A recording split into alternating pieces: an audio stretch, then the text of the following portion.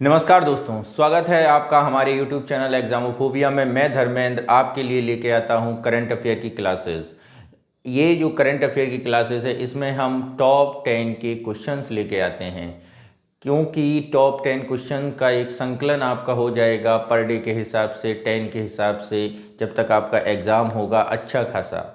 और इन क्वेश्चनों के साथ साथ हम लोग उससे जुड़ी सारी महत्वपूर्ण पहलुओं को भी छूते हुए चलते हैं, जिससे क्या है, जिससे आपके मेंस के एग्ज़ाम के देखते हुए भी आपके लिए काफ़ी सहायक सिद्ध होने वाला है। ठीक है, तो ज़्यादा बात ना करते हुए हम लोग स्टार्ट करते हैं आज यानी 4 अप्रैल का करंट अफेयर। ठीक है, तो आज का हमारा पहला करंट अफेयर है, वित्त वर्ष 2022-23 में रक्षा निर्यात 16,000 करोड़ 16,000 करोड़ रुपए के अब तक के सर्वकालिक उच्च स्तर पर पहुंच गया है। 2016-17 के बाद से यह कितने गुना ज़्यादा बढ़ गया है। देखिए, जैसा हम लोग जानते हैं कि उत्तर भारत सरकार ने डिफेंस के क्षेत्र में काफ़ी निवेश किया है और अब हम आयातक से ज़्यादा निर्यात पर ज़्यादा विश्वास करते हैं और ज़्यादा डिपेंडेंसी हम अपनी किसी भी रक्षा सौदे में किसी दूसरे देश पर न रखते हुए, क्योंकि वर्तमान समय में जियो पॉलिटिक्स का ध्रुवीकरण बहुत तेज़ी से आए दिन बदल रहा है। तो इसके लिए जिसके पास जितनी अच्छी डिफेंस पावर होगी उसे ज़्यादा फ़ायदा मिलेगा।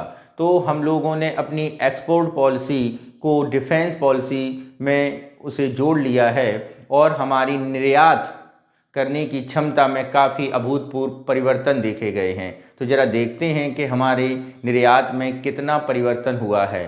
तो ऑप्शन ए हमारा है 12 गुना बढ़ा है, ऑप्शन बी 8 गुना बढ़ा है, ऑप्शन सी 6 गुना बढ़ा है या ऑप्शन डी 10 गुना बढ़ा है। ठीक है बच्चों, यानी हमें ये देखना है कि 2016 के बाद से ये कितने गुना बढ़ा है, यानी वर्तमान वित्तीय वर्ष में ये 16,000 करोड़ के आंकड़े को पार कर गया है। तो हमारा डिफेंस का निर्यात कितना बढ़ गया है, 2016-17 के हिसाब से 10 गुना ज़्यादा बढ़ गया है। ठीक है, अगर हम बात करते हैं इसके महत्वपूर्ण पहलुओं पर, तो ज़रा देखें कि वित्त वर्ष 2022-23 में रक्षा निर्यात में अहम उपलब्धि हासिल की गई है। इसके आलोच्य में वित्त वर्ष का निर्यात लगभग 16,000 करोड़ रुपए के अभी तक के सर्वोच्च स्तर पर पहुंच गया है। पिछले वर्ष की तुलना में यह लगभग 3,000 करोड़ रुपए ज़्यादा है, यानी 2016-17 के बाद से यह निर्यात कितना ज़्यादा हो गया है, 10 गुना ज़्यादा बढ़ गया है। ठीक है ना, ज़रा और आगे देखते हैं। भारत फिलहाल 85 से ज़्यादा देशों को निर्यात कर रहा है। भारतीय उद्योग ने वर्तमान में रक्षा उत्पादों का निर्यात करने वाली 100 कंपनियों के साथ डिज़ाइन और विकास की क्षमता दुनिया को दिखाई है। यानी हमने अपनी डिज़ाइन और क्षमता 85 से ज़्यादा देशों में निर्यात की हैं और अपनी क्षमता को 100 कंपनियों से ज़्यादा कंपटीशन दे रहे हैं। ठीक है, तो यानी हमारा निर्यात कितना हो गया है, 10 गुना बढ़ गया है। अब हम लोग चलते हैं अपने अगले क्वेश्चन पर। अगला क्वेश्चन है हमारा, चौंड्रोस्टेरियम परप्यूरियम नामक पौधे के कवक से संक्रमित होने वाले मनुष्य का पहला मामला कहाँ मिला है। ठीक है, यानी चौंड्रोस्टेरियम परप्यूरियम जो कवक है, जो पौधों में रहता है, उसका पहला मामला कहाँ के व्यक्ति में मिला है। ज़रा इसके ऑप्शन पर ध्यान देते हैं। तो इसका ऑप्शन ए है गुजरात, ऑप्शन बी है केरल, ऑप्शन सी है कोलकाता, ऑप्शन डी है कर्नाटक। तो बच्चों, इस कवक का से ग्रसित मनुष्य पहला मामला हमारे भारत के कोलकाता राज्य में मिला है। अब जरा समझ लेते हैं कि ये क्या है मामला पूरा। चौंड्रोस्टेरियम परप्यूरियम नामक पौधे के कवक यानी फंगस का मनुष्य को संक्रमित करने का पहला मामला कोलकाता में सामने आया है। इसके सिम्टम्स क्या हैं, इस पर ध्यान दें। इसमें कर्कश आवाज़, खांसी, थकान और निगलने में कठिनाई होती है। ठीक है, इस कठिनाई के साथ एक 61 वर्षीय व्यक्ति को अस्पताल में भर्ती कराया गया और पाया कि वह चॉन्ड्रोस्टेरियम परप्यूरियम नामक कवक प्रजाति से संक्रमित था। ठीक है, इसके आगे देखते हैं। यह चिंताजनक घटना है क्योंकि एक ऐसे नए खतरे का पहला उदाहरण महसूस किया गया है जिसका मानव जाति निकट भविष्य में सामना कर सकती है। अब जरा इस कवक के बारे में समझ लें। कवक चॉन्ड्रोस्टेरियम परप्यूरियम पौधों में सिल्वर लीफ रोग पैदा करने के लिए जाना जाता है। विशेष रूप से गुलाब के परिवारों में प्रजातियों में ये पाया जाता है। हालांकि दुनिया के किसी भी हिस्से में इस फंगस से इंसानों को संक्रमित करने का कोई मामला अभी तक सामने नहीं आया था। ये एक पहला मामला था जो कोलकाता में 61 वर्षीय मनुष्य के सामने या उसमें आया है। ठीक है, अब हम लोग अपना आज का क्वेश्चन नेक्स्ट देखते हैं। नेक्स्ट क्वेश्चन है हमारा, हाल ही में किस देश द्वारा comprehensive and progressive agreement for trans Pacific partnership यानी CPTPP में शामिल होने का निर्णय लिया गया है? जैसा कि आप लोग जानते होंगे, comprehensive and progressive agreement for trans Pacific partnership एक प्रकार का व्यापारिक समझौता है जिसके अंतर्गत हम एक देश दूसरे देश के साथ बिना टैक्स और बिना किसी प्रतिबंध से आसानी से व्यापार कर सकता है, यानी उसे व्यापार करने में किसी और देश की अपेक्षा काफ़ी सहूलियतें प्रदान की जाती हैं। जरा इसे देखते हैं। इसके ऑप्शन ए हैं यूक्रेन में हुआ है, बी यूके ने किया है, सी जर्मनी ने किया है या डी भारत ने किया है। जरा देखते हैं कॉम्प्रिहेंसिव CPTPP में शामिल होने का निर्णय किस देश का है।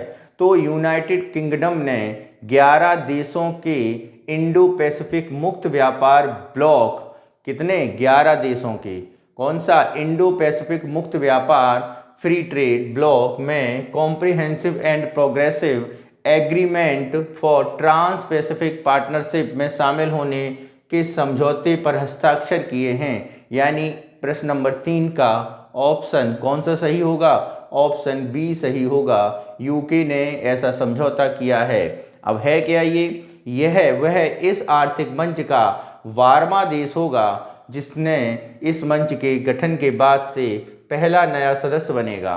प्रधानमंत्री ऋषि सुनक की सरकार ने CPTPP की सदस्यता को आर्थिक विकास और भू राजनीतिक संबंधों को बढ़ावा देने के एक माध्यम के रूप में देखा है। जैसा आप लोग जानते हैं, ब्रिटेन के प्रधानमंत्री ऋषि सुनक जी हैं, ठीक है, जो भारतीय मूल के हैं।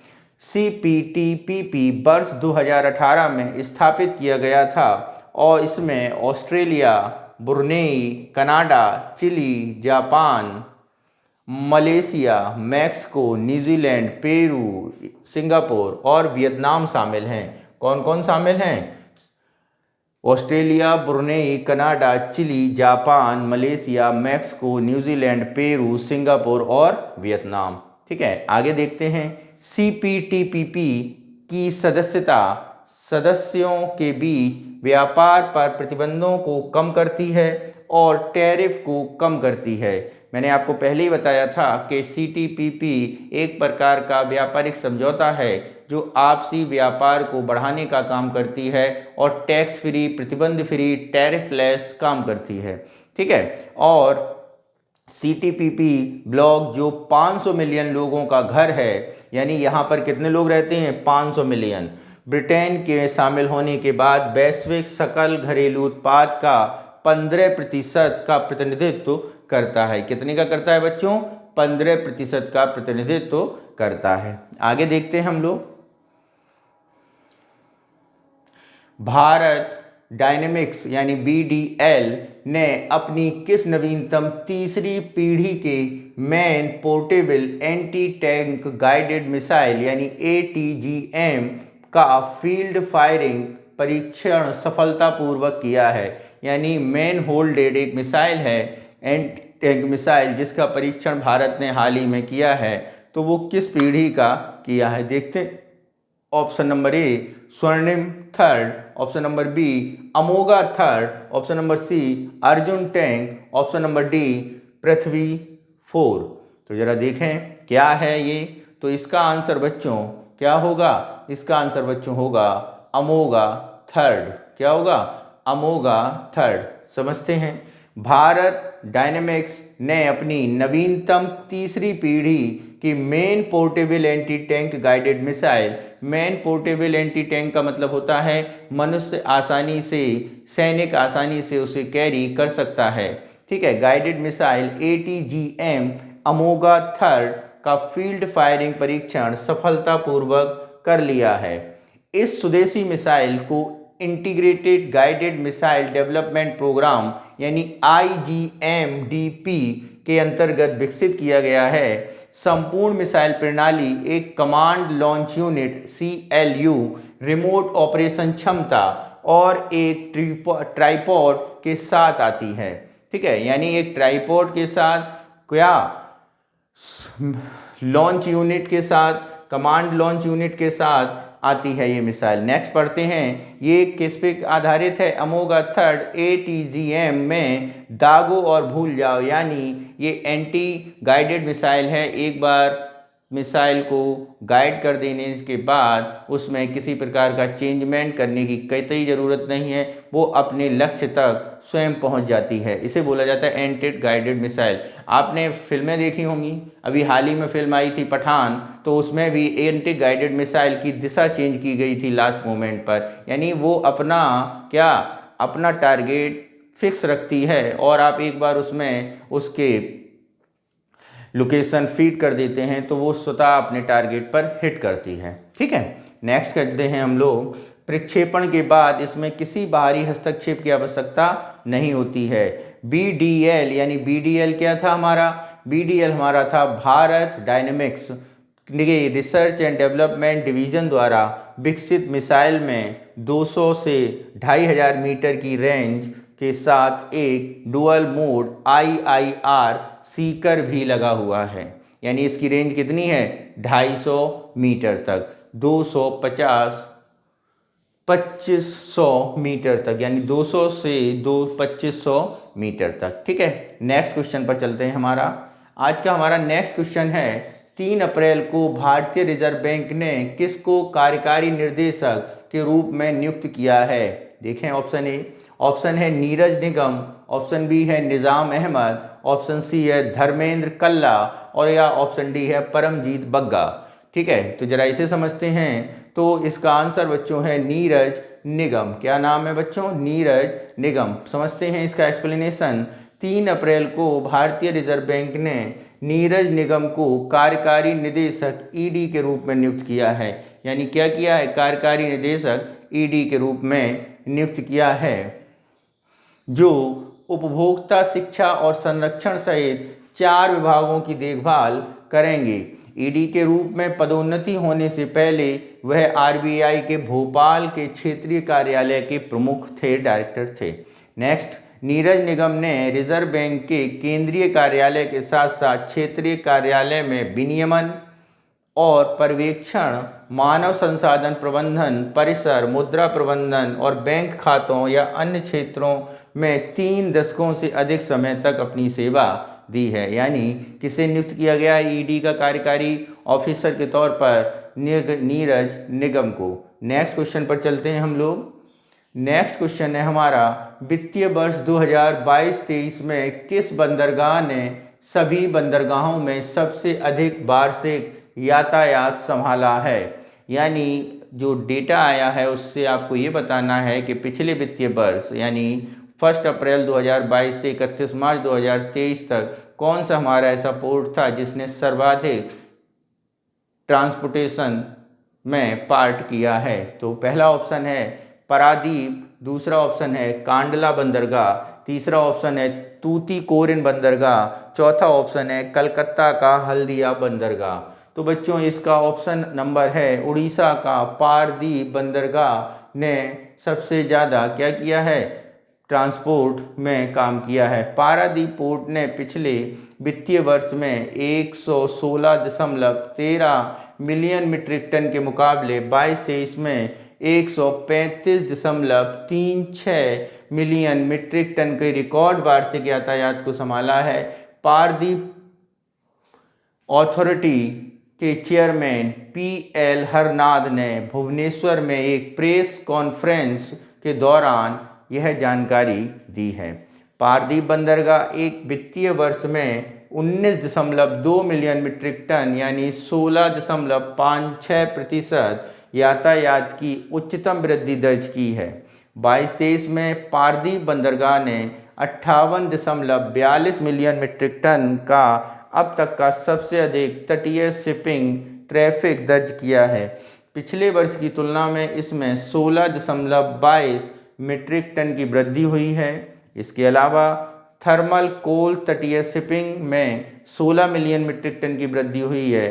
पारादीप पोर्ट ने अपनी बर्थ उत्पादकता में 27,295 मीट्रिक टन से बढ़ाकर 31,050 मीट्रिक टन कर लिया है। इसमें 13.76% की ग्रोथ दर्ज की गई है। तो यानी सबसे ज़्यादा एक्सपोर्ट किसने किया है हमारा पारादीप बंदरगाह ने किया है। नेक्स्ट क्वेश्चन पर हम लोग चलते हैं। हमारा नेक्स्ट क्वेश्चन है, इसरो ने किस जगह पर दोबारा उपयोग में लाए जा सकने वाले प्रक्षेपण यान के स्वतः लैंडिंग मिशन RLV लैक्स का सफलतापूर्वक परीक्षण किया है? जरा देखते हैं ऑप्शन क्या है। अहमदनगर महाराष्ट्र, तिरुचिरापल्ली केरल, लेनोर तमिलनाडु या डी चित्रदुर्ग कर्नाटक। तो बच्चों इसका आंसर क्या होगा, इसको जरा बात करते हैं। तो इसका आंसर होगा चित्रदुर्ग कर्नाटक में। इसके ऑप्शन पढ़ें हम लोग, तो इसके ऑप्शन देखेंगे। मिशन को कर्नाटक के चित्रदुर्ग में वैमानिकी परीक्षण रेंज से अंजाम दिया गया है। RLV ने भारतीय वायुसेना के एक चिनूक हेलीकॉप्टर द्वारा उड़ान भरी और उसने समुद्र तल से 4.5 किलोमीटर की ऊंचाई तक उड़ान भरी है। ठीक है, RLV को मध्य हवा में छोड़ा गया है और इसकी रिलीज कैसी है? स्वायत्त है, यानी फ्री ऑफ है। इसरो ने कहा कि दुनिया में पहली बार एक विंग बॉडी को हेलीकॉप्टर द्वारा 4.5 किलोमीटर की ऊंचाई तक ले जाया गया है और रनवे पर स्वायत्त लैंडिंग के लिए छोड़ा गया। स्वायत्त लैंडिंग प्रक्रिया अंतरिक्ष पुनः प्रवेश यान की लैंडिंग संबंधी सटीक जानकारी के तहत की गई है। तो यानी कहाँ पर परीक्षण किया है इसरो ने? चित्रदुर्ग कर्नाटक में। नेक्स्ट चलते हैं। नेक्स्ट हमारा क्वेश्चन है, यूरोपीय आयोग ने किस राज्य की कांगड़ा चाय को GI टैग प्रदान किया है? यानी जैसे पिछले दिनों हमने छत्तीसगढ़ में एक और नए चावल का GI टैग पढ़ा था, उसी GI टैग यानी ज्योग्राफिकल आइडेंटिफिकेशन टैग दिया गया है दोबारा से किसी अन्य उत्पाद को, किसी अन्य जगह के उत्पाद को। देखते हैं इसका ऑप्शन ए है हिमाचल प्रदेश, ऑप्शन बी है Jammu and Kashmir, option C है उत्तराखंड या ऑप्शन डी है लद्दाख। देखो जरा, भारत की अनूठी कांगड़ा चाय, कौन सी चाय है? कांगड़ा चाय। कहाँ? हिमाचल प्रदेश के कांगड़ा जिले में उगाई जाती है। यानी कहाँ की चाय को मिला है GI टैग? हिमाचल प्रदेश की चाय को मिला है। आगे पढ़ें। यूरोपीय आयोग ने कांगड़ा चाय को संरक्षित भौगोलिक संकेत PGI प्रदान किया है, जो 11 अप्रैल 2023 से लागू होगा। कब से लागू होगा? 11 अप्रैल 2023 से लागू होगा। कांगड़ा चाय अपने अनोखे स्वाद के लिए जानी जाती है। यह काली और हरी चाय के रूप में उपलब्ध है। ठीक है, कांगड़ा चाय उस क्षेत्र में समुद्र तल से 900 से 1400 मीटर की ऊंचाई पर उगाई जाती है, जहां पर वर्षा 270 से 350 सेंटीमीटर के बीच होती है। आगे देखें, 1849 में वनस्पति चाय बागवानों के तत्कालीन अधीक्षक डॉक्टर जेमिसन ने चाय की खेती के लिए कांगड़ा घाटी को आदर्श घोषित किया था। कब? 1849 में। ठीक है, कांगड़ा चाय की मांग लगातार बढ़ रही है और यह भारत की में एक पंजीकृत भौगोलिक संकेत, यानी भारत सरकार ने इसे ऑलरेडी GI टैग दे रखा है। ठीक है, और 2005 में दिया गया था। वो भारत सरकार ने कब दिया था? 2005 में। नेक्स्ट क्वेश्चन पर चलते हैं। प्रधानमंत्री नरेंद्र मोदी ने 3 अप्रैल 2023 को किस भारतीय जांच एजेंसी की हीरक जयंती समारोह का उद्घाटन किया है? ठीक है, तो जरा देखते हैं। नारकोटिक्स कंट्रोल ब्यूरो यानी एनसीबी, ऑप्शन बी केंद्रीय जांच ब्यूरो यानी सीबीआई, ऑप्शन सी अनुसंधान और विश्लेषण विंग यानी raw, option D intelligence bureau यानी आईबी। तो इसका सही उत्तर होगा बच्चों सीबीआई। किसका उद्घाटन किया, किसकी हरित जयंती समारोह में भाग लिया, उद्घाटन किया है? सीबीआई का, central bureau of central investigation bureau. ठीक है, 3 अप्रैल को दोपहर 12 बजे विज्ञान भवन नई दिल्ली में सीबीआई की हीरक जयंती समारोह का उद्घाटन किया गया। उन्होंने इसके अलावा शिलोंग, पुणे, नागपुर में सीबीआई के नवीनतम कार्यालयों परिसरों का भी उद्घाटन किया है। तो कहाँ कहाँ कार्यालय नवीन खुले हैं? शिलोंग में, पुणे में, नागपुर में। ठीक है, उन्होंने सीबीआई की हीरक जयंती समारोह वर्ष को चिन्हित करते हुए एक डाक टिकट और स्मारक सिक्का भी जारी किया है। एक सिक्का भी जारी किया गया है और इसमें एक डाक टिकट भी जारी किया गया है। केंद्रीय जांच ब्यूरो की स्थापना कब हुई थी अगर हम बात करें तो इसकी स्थापना हुई थी 1 अप्रैल 1963 में। गृह मंत्रालय के अधीन काम करता है और ये संकल्प एजेंसी है जो कार्मिक, लोक शिकायत और पेंशन मंत्रालय के अधिकार क्षेत्र में काम करती है। तो बच्चों ये हमारा आज का सेकंड लास्ट क्वेश्चन था। अब हम लोग देखते हैं आज का अपना अंतिम क्वेश्चन। अंतिम प्रश्न क्या है, जरा इसे देखें।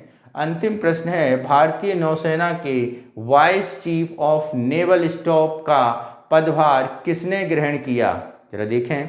इसमें option number A admiral R Hari Kumar, option B vice admiral Suraj Beri, option C vice admiral Satish Kumar या option D vice admiral Sanjay Jasjit Singh. जरा समझें। तो इसका answer vice admiral Sanjay Jasjit Singh ने भारतीय नौसेना के vice chief of naval staff का पदभार ग्रहण किया है। यानी कौन हुआ है? Vice admiral Sanjay Jasjit Singh. इसका आंसर बच्चों क्या है? ऑप्शन नंबर डी इसका आंसर है। अब जरा इनके बारे में समझ लें। इनसे पहले कौन थे? इनसे पहले वाइस एडमिरल एस.एन. घोरमाडे थे। ठीक है, उन्होंने 39 साल की सेवा के बाद रिटायर हुए हैं। वो राष्ट्रीय रक्षा अकादमी पुणे के स्नातक वाइस एडमिरल संजय जसजीत सिंह को 1986 में भारतीय नौसेना की कार्यकारी शाखा में नियुक्त किया गया था। नौसेना स्टाफ के उप प्रमुख के रूप में कार्यभार संभालने से पहले वह एकीकृत रक्षा स्टाफ संचालन के उप प्रमुख थे। उनकी विशिष्ट सेवा के सम्मान में उन्हें 2009 में नव सेना पदक, 2020 में अति विशिष्ट सेवा पदक से सम्मानित किया गया है। तो बच्चों ये आपका 4 अप्रैल 2023 का टॉप 10 करंट अफेयर के क्वेश्चन थे और इन क्वेश्चनों का PDF आप हमारे डिस्क्रिप्शन में जाकर ले सकते हैं। इसके अलावा डिस्क्रिप्शन में हमारी एग्जामोफोबिया टेलीग्राम चैनल में जाके भी आप इसका PDF पा सकते हैं। तो आप अपने सुझाव और अपने कमेंट्स हमें ज़रूर शेयर करिए, इससे हमें मोटिवेशन मिलता है और हमें अपने काम के प्रति आपका नज़रिया भी पता चलता है। Thank you. जय हिंद।